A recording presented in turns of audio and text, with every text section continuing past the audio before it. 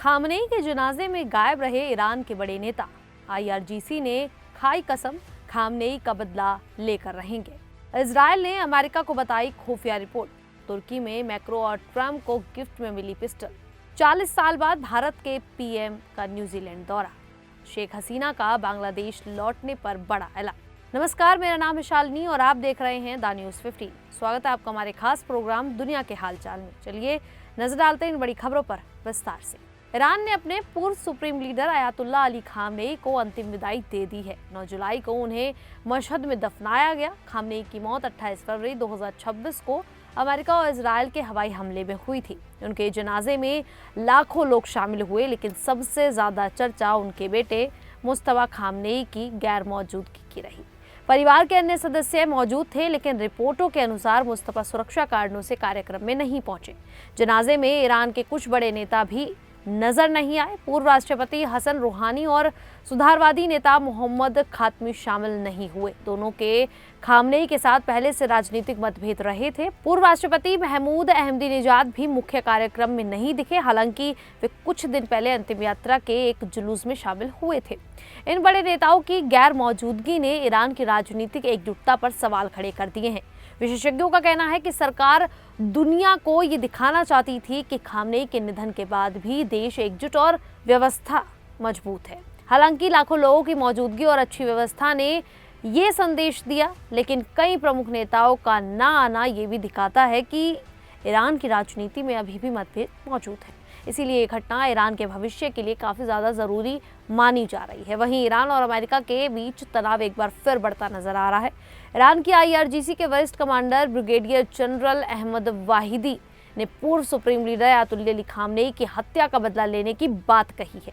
उन्होंने कहा कि खामनेई की हत्या को कभी भुलाया नहीं जाएगा और दोषियों को सजा दिलाना ईरान की स्थायी मांग रहेगी। वाहिदी ने अमेरिका और इजराइल पर निशाना साधते हुए कहा कि इस तरह के हमलों से प्रतिरोध की भावना को खत्म नहीं किया जा सकता।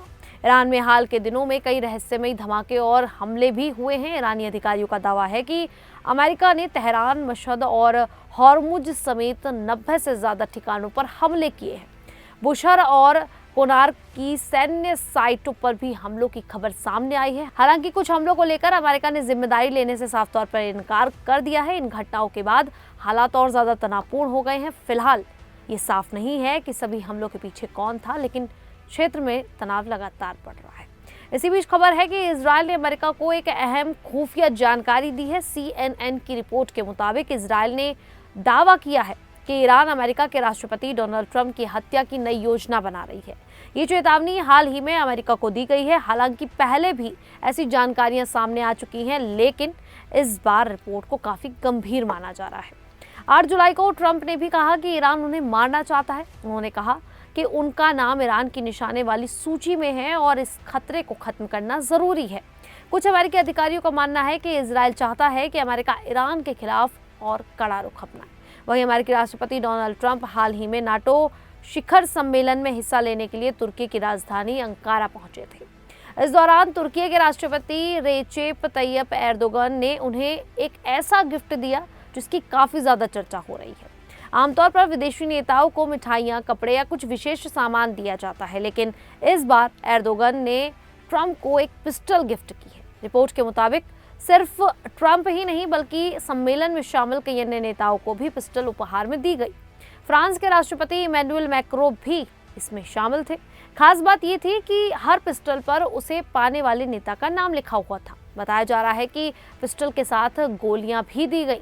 तुर्की में विदेशी मेहमानों का पिस्टल देने की कोई आधिकारिक परंपरा नहीं रही है, इसीलिए एर्दोगन के इस कदम ने कई लोगों को हैरान कर दिया है। विशेषज्ञों का मानना है कि तुर्की इस उपहार के जरिए अपनी रक्षा और हथियार निर्माण क्षमता को दुनिया के सामने दिखाना चाहता है।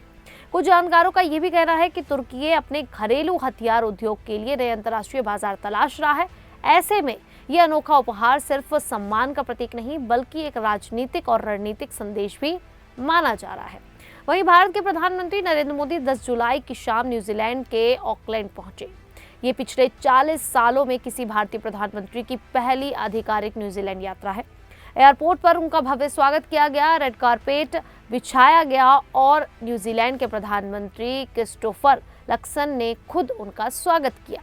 दोनों नेताओं ने गर्मजोशी से मुलाकात की। इस दौरे के दौरान पीएम मोदी और प्रधानमंत्री लक्सन कई अहम मुद्दों पर बातचीत करेंगे। दोनों देशों के बीच व्यापार, निवेश और आर्थिक सहयोग बढ़ाने पर खास ध्यान दिया जाएगा।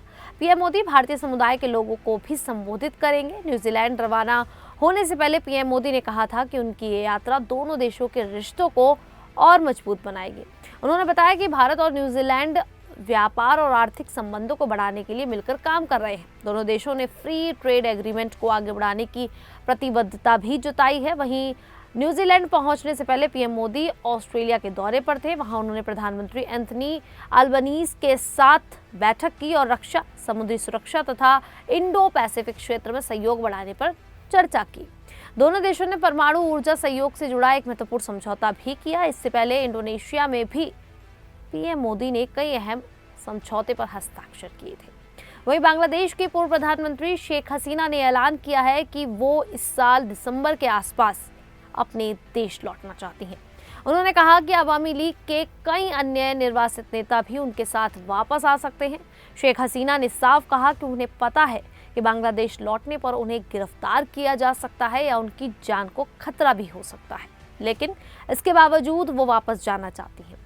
एक इंटरव्यू में उन्होंने कहा कि देश लौटने के बाद वो अदालत के सामने आत्मसमर्पण करेंगी। उन्होंने ये भी बताया कि उनकी वापसी को लेकर बांग्लादेश की मौजूदा सरकार से कोई बातचीत नहीं हुई है। शेख हसीना अगस्त 2024 में छात्र आंदोलन और सरकार विरोधी प्रदर्शनों के बाद बांग्लादेश छोड़कर भारत आ गई थी। उस आंदोलन के बाद उनकी सरकार गिर गई थी। उन्होंने कहा कि उनके समर्थकों और पार्टी कार्यकर्ताओं पर लगातार दबाव डाला जा रहा है। हसीना ने भावुक होते हुए कहा कि अगर उनकी मौत हो भी जाती है तो वो अपने देश की धरती पर हो जहां उनके माता पिता दफन हैं। हाल ही में बांग्लादेश के अंतर्राष्ट्रीय अपराध न्यायाधिकरण ने 2024 के प्रदर्शनों से जुड़े एक मामले में शेख हसीना को दोषी ठहराते हुए मौत की सजा सुनाई है। अदालत ने उनकी संपत्तियां जब्त करने का भी आदेश दिया है। इसी वजह से उनकी संभावित वापसी पर पूरी दुनिया की नजर बनी हुई है। खैर, अब इस पूरे मामले को लेकर आप लोगों की क्या राय है, आप हमें कमेंट करके जरूर बताइएगा। अभी के लिए इतना ही, फिर हाजिर होंगे ऐसी ही देश और दुनिया से जुड़ी बड़ी खबरों के साथ। तब तक के लिए देखते रहिए द न्यूज़ 15।